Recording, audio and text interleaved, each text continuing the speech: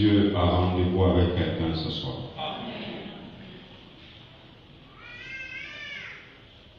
Alléluia. Nous sommes en train de parler de ce texte que nous avons tiré de Éphésiens chapitre 3, verset 19, afin que vous soyez remplis jusqu'à toute la plénitude de Dieu. Et nous avons dit que c'était une prière que l'apôtre Paul fait à l'endroit des Éphésiens. Et il fait cette prière lui-même étant en prison. Nous avons dit un certain nombre de choses dimanche, mercredi, sur lesquelles je ne vais pas revenir. J'aimerais ce soir prendre un moment pour parler avec vous sur ce qu'il faut finalement, ce processus par lequel, ou alors les conditions à remplir pour être rempli jusqu'à toute la plénitude de Dieu. Qu'est-ce qui nous amène à vivre cette expérience d'être rempli jusqu'à toute la plénitude de Dieu? Je vais un petit peu sortir du texte que nous avons pris la fois passée, Éphésiens 3, pour prendre un autre texte et une histoire qui est très connue sur laquelle ce texte, je vais m'appuyer sur ce texte ce soir pour évoquer une condition, une des choses qui doivent se produire si nous voulons tendre vers cette dimension, la plénitude de Dieu. Et souvenez-vous que la plénitude de Dieu, ce n'est pas la plénitude du Saint-Esprit, ce n'est pas la manifestation des dons spirituels. La plénitude de Dieu est plus complète que ça, elle est plus vaste que ça. Afin que vous soyez remplis jusqu'à toute la totalité de Dieu. Afin que vous puissiez commencer à manifester Dieu. Afin que vous puissiez commencer à révéler Dieu. Afin que votre vie devienne une sorte d'alarme, une sorte de boussole pour les autres, mais aussi une sorte de repère. De manière à ce que les gens voient Dieu en vous, qu'ils voient Dieu par vous, et qu'ils voient Dieu au travers de vous. Quelqu'un me dit Amen. J'aimerais lire une portion de l'Écriture qui est très connue. Nous sommes dans Genèse au chapitre 32. Je n'avais pas prévu d'exploiter ce texte, mais ce texte m'a été imposé à l'esprit et je crois profondément que ce que je vais dire maintenant dans les minutes qui suivent concerne plusieurs personnes ici. C'est pourquoi à la fin, lorsque nous allons prier, je vais faire un appel et je prierai avec certaines personnes qui ont commencé à être bousculées par ce message depuis le dimanche jusqu'à mercredi. Il y a des personnes qui ont vraiment besoin de faire une rencontre particulière avec la puissance de Dieu. Nous sommes dans Genèse au chapitre 32. Nous lirons du verset 23 au verset 30. Je vais faire une lecture très rapide pour gagner en temps. Il se leva cette nuit-là, prit ses 2 femmes, ses 2 servantes et ses 11 enfants, et passa le gué du Yabor. Il les prit, leur fit passer l'oued, et fit aussi passer ceux qui lui appartenaient. Jacob resta donc seul. Alors un homme se battit avec lui jusqu'au lever de l'aurore. Voyant qu'il ne pouvait l'emporter sur lui, il le frappa à l'intérieur de la cuisse, et l'intérieur de la cuisse de Jacob se démit pendant qu'il se battait avec lui. Il dit, laisse-moi partir car l'aurore se lève. Il répondit, je ne te laisserai pas partir sans que tu ne m'aies béni. Il lui dit, quel est ton nom? Il répondit, Jacob. Il reprit, on ne te nommera plus Jacob, mais Israël, car tu as lutté avec Dieu et avec des hommes, et tu l'as emporté.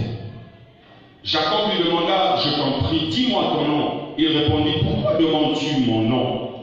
Et il le bénit là. Jacob appela ce lieu du nom de Péniel, face de Dieu. Car, dit-il, j'ai vu Dieu face à face, et j'ai eu la vie sauve. Le soleil se levait lorsqu'il passa Pénuel. Jacob boitait à cause de sa cuisse. Quelqu'un me dit Amen. Ce texte va nous permettre de comprendre l'une des choses par lesquelles nous devons passer, impérativement passer, si nous voulons atteindre cette stature si nous voulons atteindre cette dimension, celle qu'on appelle la plénitude, celle que nous avons commencé à évoquer et appeler la plénitude de Dieu, si nous voulons qu'il y ait ce jusqu'à ce que, si nous voulons que nous atteignions cette dimension de maturité, cette dimension où Dieu et nous faisons véritablement un, nous devons connaître certaines choses. C'est pourquoi j'aimerais dire, s'il y a un intitulé que je peux donner à ce message ce soir, je dirais, Jacob doit disparaître pour laisser paraître Israël. Jacob doit disparaître. C'est le seul moyen d'atteindre cette dimension à laquelle Dieu nous appelle. Et plusieurs personnes ce soir doivent le comprendre et doivent laisser Dieu traiter avec Jacob dans leur vie. Plusieurs personnes, si vous n'êtes pas prêts à laisser Dieu traiter avec Jacob dans votre vie, Israël ne paraîtra jamais. Et cette dimension de plénitude de Dieu, vous ne la vivrez pas. On ne la vit pas n'importe comment. Quand vous lisez cette histoire, vous avez le parcours d'un homme. 20 ans après, il a marché avec Dieu pendant 20 ans. Et durant ces 20 ans, il a fait beaucoup d'expériences avec Dieu. 20 ans d'expérience, 20 ans de marche, comme plusieurs ici. Plusieurs années de marche, plusieurs années d'expérience, plusieurs années où vous avez connu des visitations divines. Quand vous lisez l'histoire de cet homme Jacob, vous allez vous rendre compte qu'il a connu des visitations dans sa vie. Dieu l'a rencontré à un endroit qu'on appellera après Bethel. Bethel qui signifie la maison de Dieu. Il a eu une vision exceptionnelle où il voyait une longue échelle dont le sommet touchait le ciel et qui venait jusqu'à la terre. Et à cet endroit, il a vu les anges de Dieu monter et descendre. Et pendant qu'il dormait, il ne comprenait pas cette vision. Et lorsqu'il a sursauté, il a dit cet endroit est un endroit terrible. Certainement Dieu est dans ce lieu et je ne le savais pas. Et il nomma l'endroit Bethel qui signifie la maison de Dieu. Le lieu où Dieu réside. Quelqu'un me dit amen. C'est l'une des visions, c'est l'une des expériences les plus folles que Jacob a eu à connaître dans sa vie. Et entre autres, il connaît d'autres expériences où Dieu le rencontre, Dieu lui parle, Dieu lui dit des choses. Plusieurs parmi nous ont fait un bout de chemin dans leur marche avec Dieu. Et dans ce bout de chemin-là, vous avez fait des expériences. Vous avez écouté Dieu d'une certaine manière. Vous avez même fait certaines expériences que plusieurs de vos semblables n'ont jamais pu faire. Vous avez entendu la voix de Dieu. Vous avez fait des visions. Vous avez été baptisé dans le Saint-Esprit. Vous avez vous-même prophétisé sur les gens. Vous avez eu des paroles de connaissance avec précision. Vous avez prié pour les malades et les malades ont été guéris. Vous avez fait un certain nombre d'expériences. Vous avez connu Dieu d'une certaine manière. Mais le fait est que la Bible nous montre que 20 années se sont écoulées, cet homme avait encore un problème. Cet homme avait encore un problème. Et cet homme ne pouvait pas atteindre la pleine mesure de la grâce qui était dans sa vie tant qu'il était encore celui qu'on appelle Jacob. Tant qu'il porte cette identité de Jacob et tant qu'il est encore Jacob, il y a en lui une dimension qu'il ne connaît pas. Il y a en lui une dimension qui ne se manifeste pas encore. Jusqu'à ce que Dieu va traiter avec Jacob dans sa vie pour qu'Israël paraisse. Il y a une personne ce soir avec qui Dieu veut traiter. Dieu veut traiter avec une personne en toi. Dieu veut traiter avec des habitudes en toi. Dieu veut traiter avec des choses que tu traînes malheureusement. Malgré toutes ces années, il y a une dimension que tu n'atteindras jamais tant que tu t'appelles Jacob. Il faut que Dieu fasse quelque chose. Il faut que la carapace de Jacob se brise pour que paraisse Israël. Alléluia.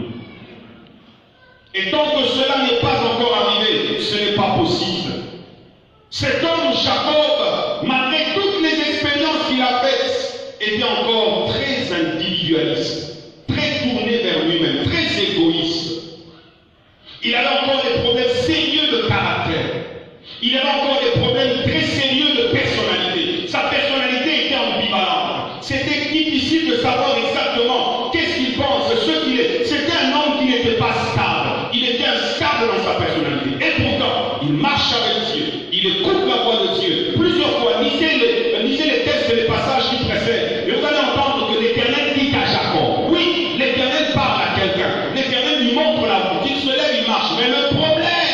c'est qu'il y a un cap qu'il ne peut pas franchir tant qu'il est encore Jacob. Il y a une dimension qu'il ne peut pas atteindre tant qu'il porte encore l'identité de Jacob, tant qu'il est encore escroc, manipulateur, voleur, usurpateur, tant qu'il est encore cet homme-là, il ne peut pas atteindre un stade. Il y a un stade auquel Dieu veut t'amener. Je pensais que tu allais dire Amen. Non, j'avais pensé, il ne faut pas me dire ça après. Alléluia. Écoutez ceci. Jacob reçoit les promesses, mais c'est Israël qui amène les promesses à sa vie. Dieu parle à Jacob et Dieu ne regarde pas à quoi tu ressembles. Quelle est la qualité de ta vie? Quand Dieu nous appelle, nous sommes tous dans la santé. Et quand Dieu nous parle, ce n'est pas parce que nous sommes déjà arrivés quelque part. Dieu nous parle, mais nous sommes encore Jacob. Dieu nous montre les choses qu'il veut faire avec nous. Mais ce que nous ne comprenons pas, c'est que celui à qui il est en train de parler doit mourir avant que ces choses ne commencent à se manifester.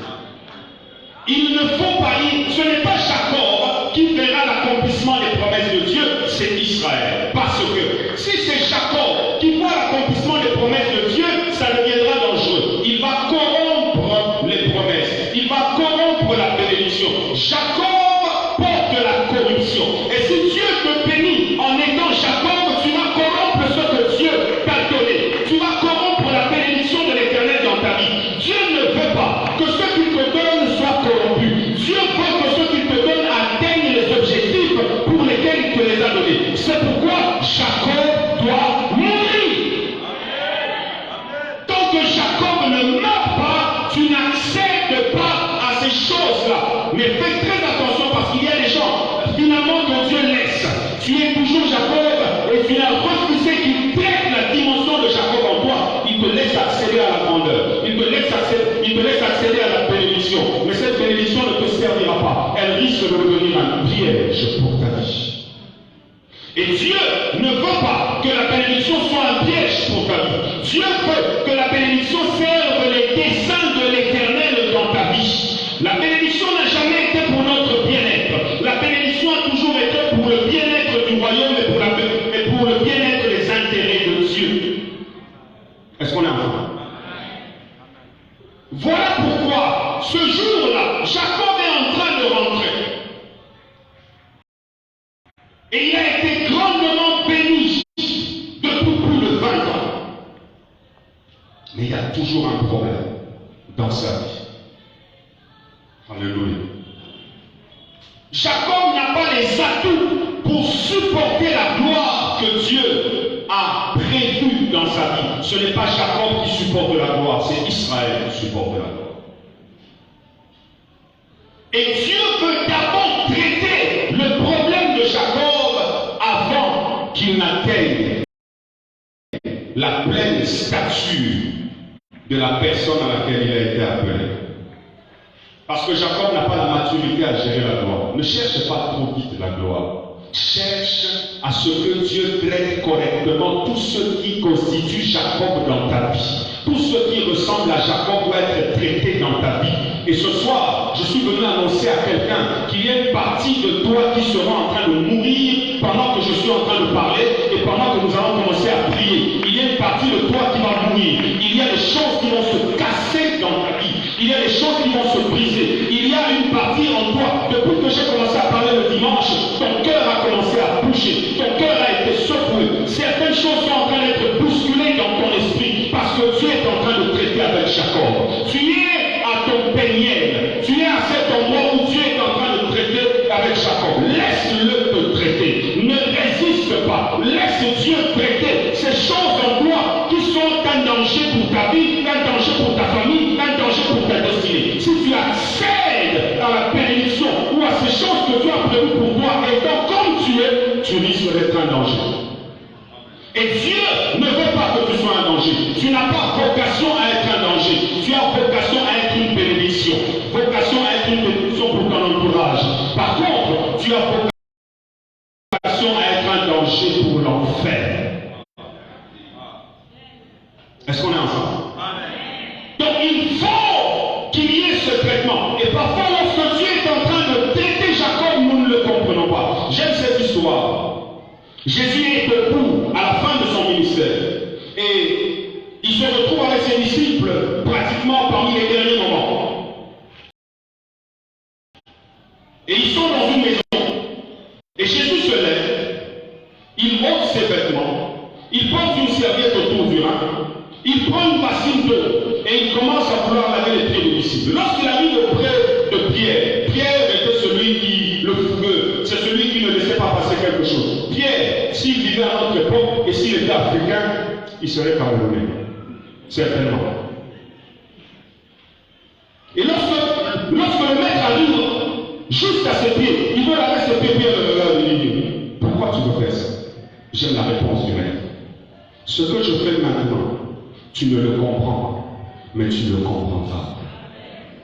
Mais dans la vraie version, dans la version originale, ce n'est pas l'expression comprendre. C'est le verbe connaître. C'est l'un des verbes grecs qui est traduit par connaître, mais qui signifie connaître par révélation. Savoir. Ce que je fais maintenant, tu n'en as pas encore la révélation, mais tu auras la révélation plus tard. Tu auras la révélation qu'il fallait que je me lave les pieds. Tu auras la révélation qu'il fallait que je bouscule ta vie. Tu auras la révélation qu'il fallait que tu traverses le feu. Tu auras la révélation qu'il fallait que tu connaisses tous les problèmes que tu connais maintenant pour devenir ce que tu es devenu après. Tu ne peux pas devenir sans connaître.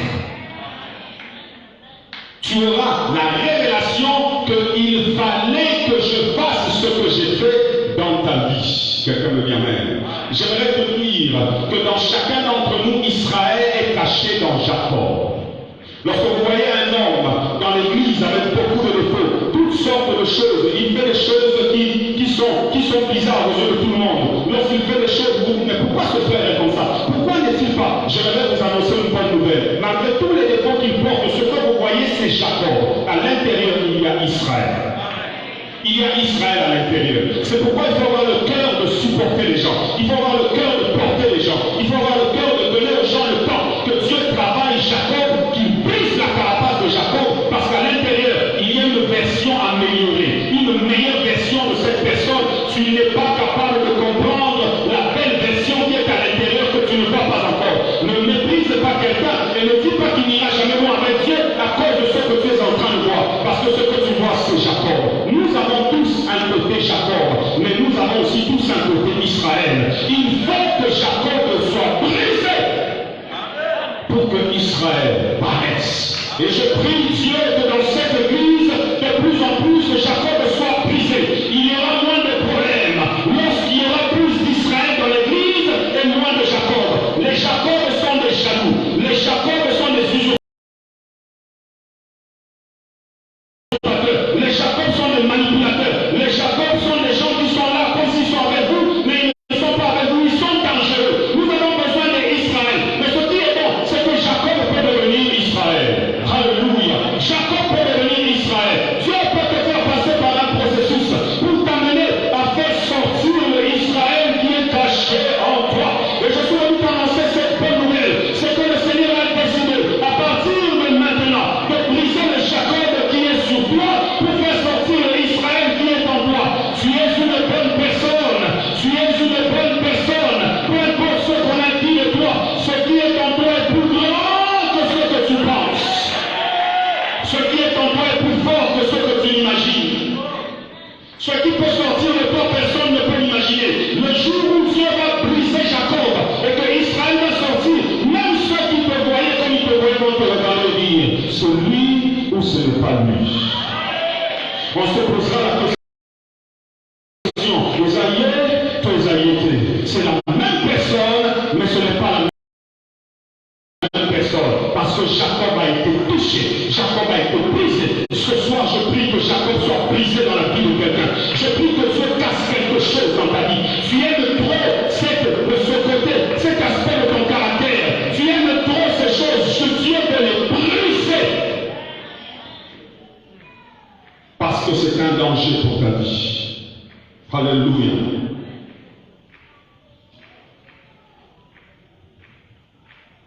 Il faut une série d'expériences au cours desquelles Dieu te dépouille de Jacob. Tant qu'il n'y a pas encore de dépouillement de Jacob, impossible de voir paraître Israël.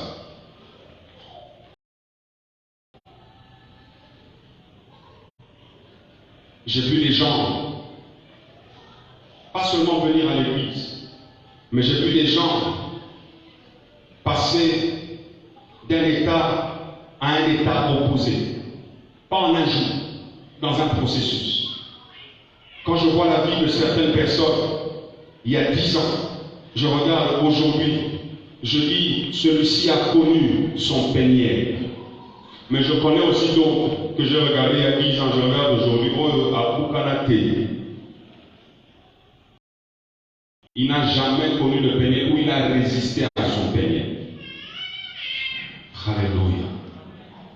Quand vous lisez ce texte, ce jour-là, Jacob était en train d'être rattrapé par 20 ans de vie d'escroquerie et de manipulation.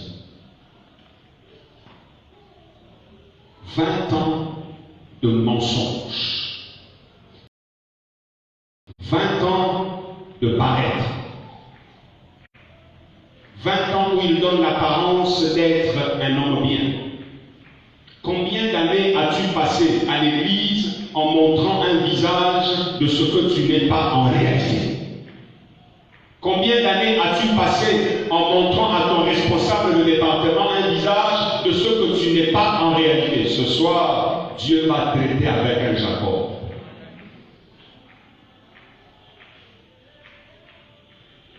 Quelqu'un dit Amen. Ce que j'aime dans cette histoire, c'est que après un temps, Jacob est en train de rentrer et on lui dit que ton frère Ésaü, que tu as escroqué il y a 20 ans,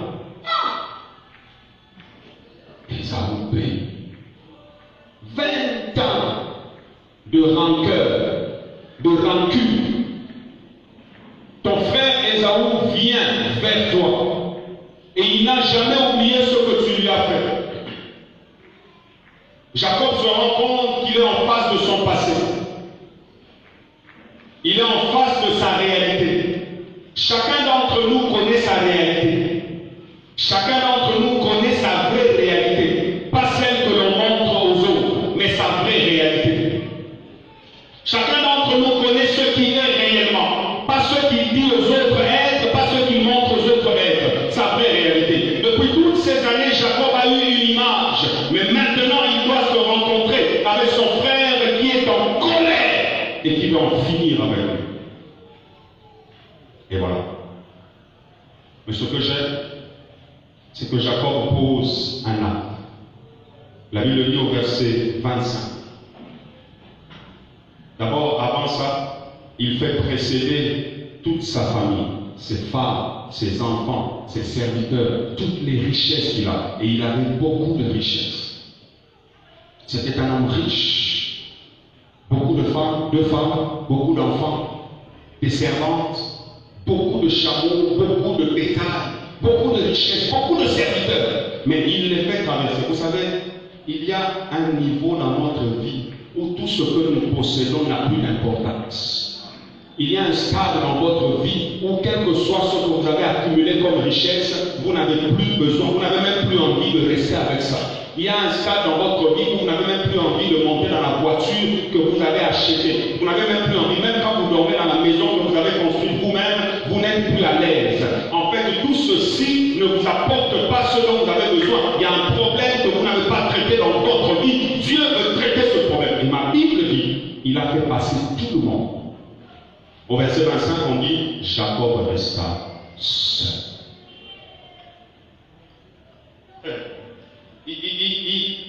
Il n'y a pas de plénitude de Dieu si vous ne connaissez pas l'expérience de Jacob. Il n'y a pas de cette dimension de plénitude si vous ne connaissez pas l'expérience de Jacob. Et lorsqu'on dit Jacob resta seul, il y a deux façons de rester seul. La première façon, c'est lorsque vous-même, volontairement, vous vous isolez. Vous vous isolez de tout ce qui existe autour de vous. Vous vous isolez parce que vous sentez qu'il y a quelque chose qui ne va pas. Et depuis depuis que je suis en train de parler, quelqu'un ici sait de quoi je parle, parce que dans son cœur, il sait qu'il y a quelque chose qui ne va pas. Il y a un stade dans sa vie qu'il doit atteindre, dans sa marche avec Dieu, dans sa relation avec Dieu, qu'il n'arrive pas à atteindre parce qu'il y a quelque chose qui ne va pas. La première façon de vivre et rester seul, c'est de s'isoler, soi-même volontairement, parce que vous sentez que ça ne va pas. Il a chassé tout le monde, il est resté seul. Et rester seul pour chercher à comprendre qu'est-ce qui ne va pas. Et rester seul pour chercher à savoir qu'est-ce que Dieu dit dans cet appel. Et rester seul pour chercher à connaître la vraie pensée de Dieu, la vraie volonté de Dieu pour ta vie. Et rester seul. Il y a un stade dans ta vie où tu dois rester seul. Si tu ne connais pas l'expérience de rester seul, il y a des dimensions que tu n'atteindras jamais. Dieu ne t'amènera jamais à une phase, à une dimension de ta vie tant que tu es toujours entouré. Il y a un moment où il faut rester seul. Il y a un moment où il faut s'isoler. Il y a un moment où il faut sortir de tout. Il faut se déconnecter de tout son entourage, de tout son milieu, de tous ses frères, de toutes ses sœurs. On n'a pas besoin de quelqu'un. On a juste besoin de rester avec Dieu. On a besoin que Dieu dise quelque chose. On a besoin que Dieu me touche quelque part. Toi-même, tu sens qu'il y a un endroit où Dieu doit encore te toucher. Et ce soir, je disais, ce soir, Jacob est resté seul. Il n'a pas besoin de quelqu'un à ce moment. Il a juste besoin de méditation. Il sait que Maman aussi est indi. J'ai besoin de Dieu. Y a-t-il un homme ce soir qui sent qu'il a besoin de Dieu? Y a-t-il un homme ce soir qui sent qu'il a besoin d'un face-à-face avec Dieu? Première, c'est face-à-face avec Dieu. Et ce soir, j'aimerais te dire que c'est possible pour toi d'avoir un face-à-face avec Dieu. Un face-à-face, ça veut dire que tu ne te soucies pas de ton voisin, tu n'es pas avec ton voisin, tu es seul avec Dieu. Tu es au milieu des hommes, mais tu n'es pas au milieu des hommes. Tu es dans l'église, mais tu n'es pas dans l'église. Tu es dans la foule, mais tu n'es pas dans la foule. Tu as ton face-à-face avec Dieu. Tu as ton peigneur avec Dieu. C'est possible ce soir d'avoir un face-à-face avec Dieu et de sortir de là totalement transformé. De sortir de là Israël. Et la deuxième façon de connaître l'expression rester seul, c'est lorsque Dieu lui-même, Dieu va te forcer. Dieu va t'isoler par la force. Je ne souhaite pas que ce soit Dieu qui t'isole. Alléluia. Mais dans cette histoire, la Bible dit, il resta seul. Et la suite, on dit, c'est quand il est resté seul, alors un homme se battit avec lui jusqu'au lever de l'aurore.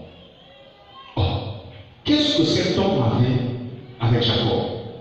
Jacob est resté seul. Cet homme n'est pas venu parler avec Jacob.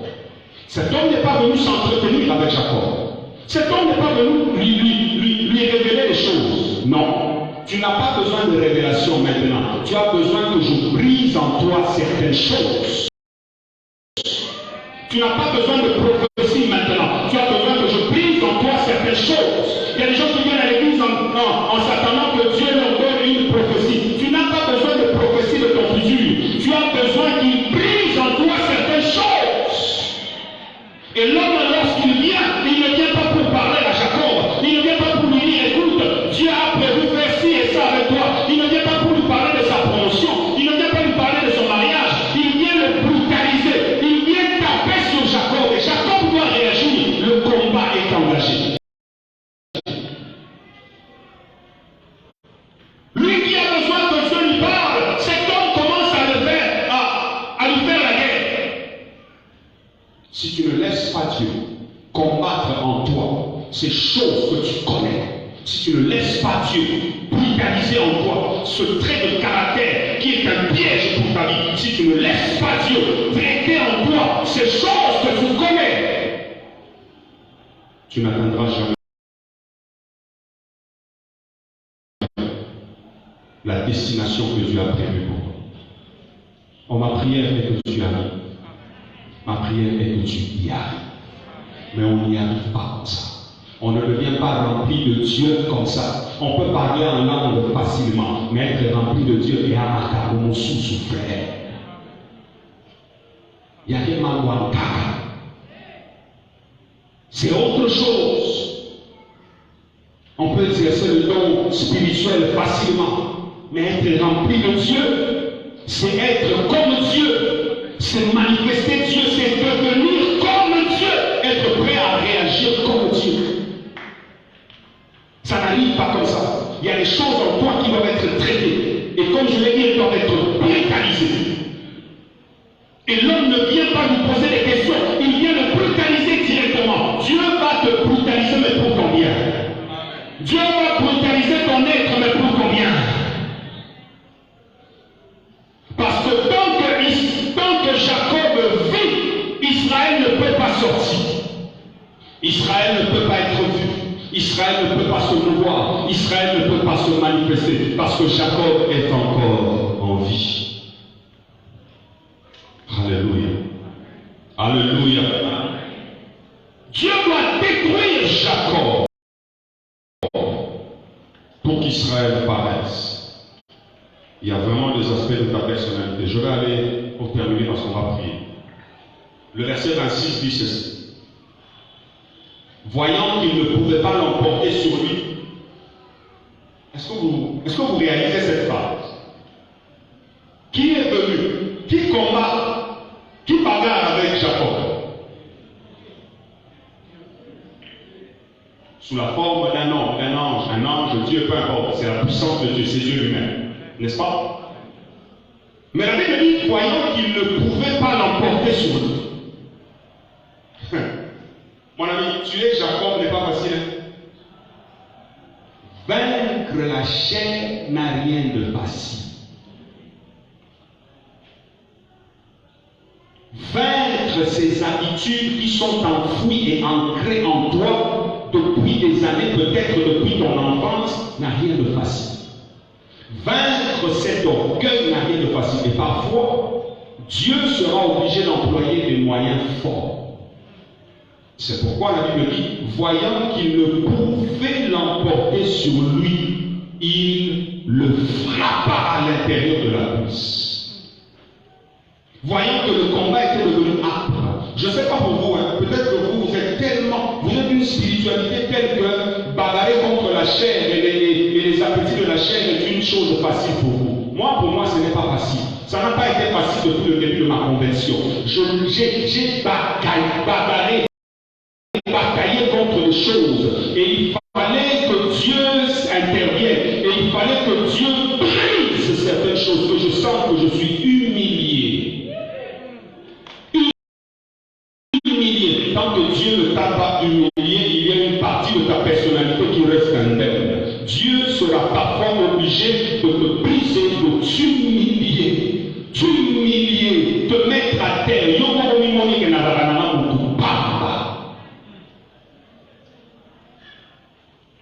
C'est pourquoi la Bible dit, lorsqu'il sentit que c'était difficile de l'emporter sur lui, il le frappa à la cuisse.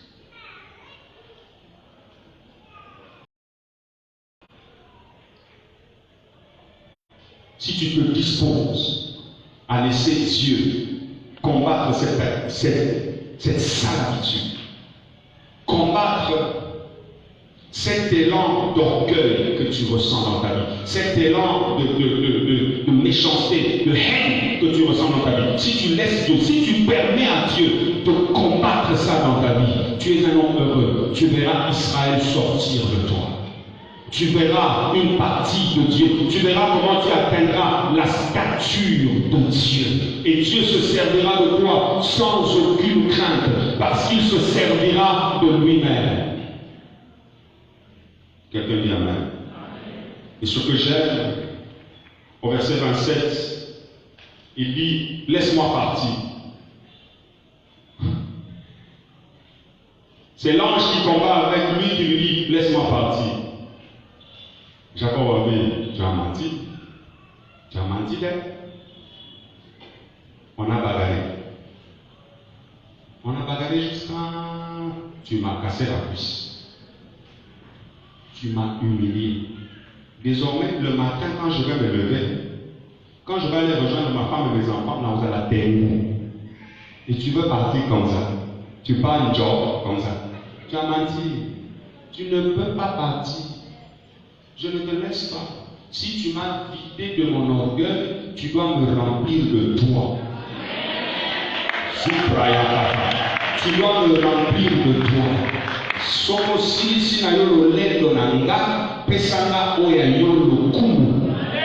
Pesanga oya yo lokumu. Parce que na minito le temps na bobima na komi kotambola ba omona ke lokumu na ngano ceci. Jacob le grand Jacob marche en boitant. Tout à coup le matin, il sort en marchant en boitant. Même les femmes vont me regarder bizarrement. Même mes serviteurs auront l'impression que je suis devenu fou. Donc tu m'as trop humilié pour me laisser partir comme ça. Je ne te laisse pas partir tant que tu ne m'as pas encore béni. Je dois sortir d'ici avec une portion de Dieu. Si je ne suis plus capable de bien marcher, je dois avoir une onction. Si je ne suis plus capable de bien parler, je dois avoir la capacité de Dieu. Si je ne suis plus beau et que je ne marche plus bien, si j'ai perdu physiquement, je dois gagner spirituellement.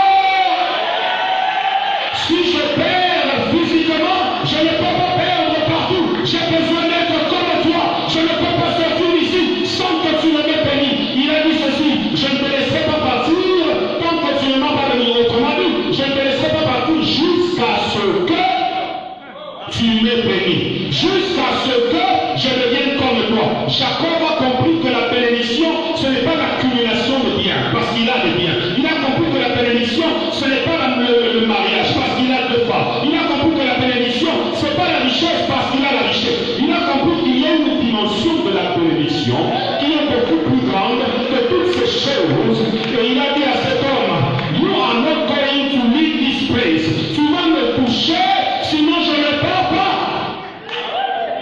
Soit que tu me payes, soit que nous restons ici jusqu'à l'aurore. Or, la Bible dit que l'ange lui dit bientôt l'aurore arrive. Je ne peux pas voir le jour avec toi. Le jour ne peut pas paraître et nous sommes en train de nous bagarrer. Il faut que je disparaisse avant que le jour paraisse.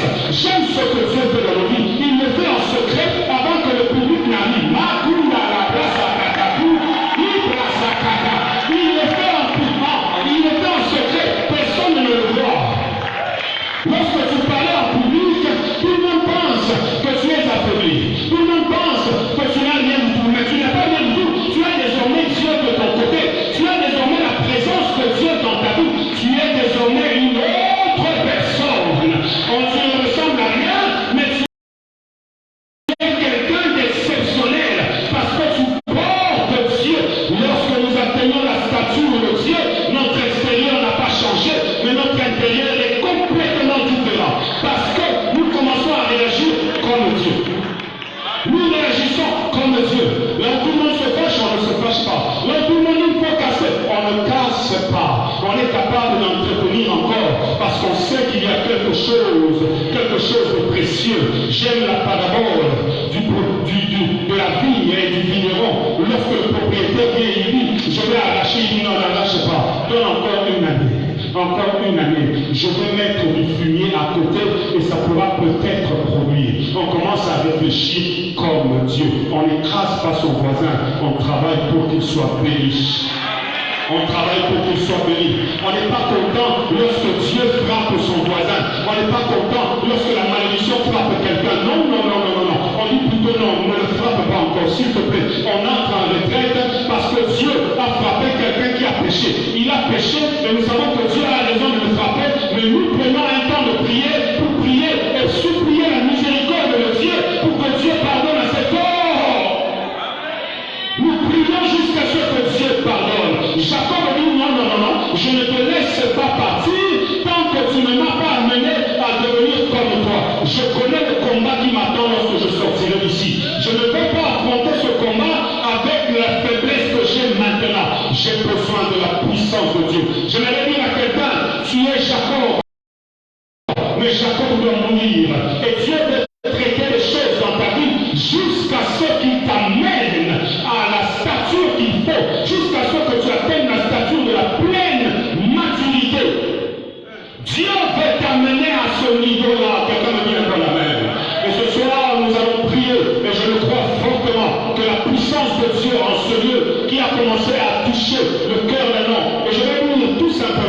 Celui qui, depuis que j'ai commencé à parler le dimanche, a senti Dieu bousculer les choses dans son cœur, a senti que Dieu est sur le point de faire quelque chose dans sa vie. Lève-toi, cours ici, et je vais commencer à prier avec toi.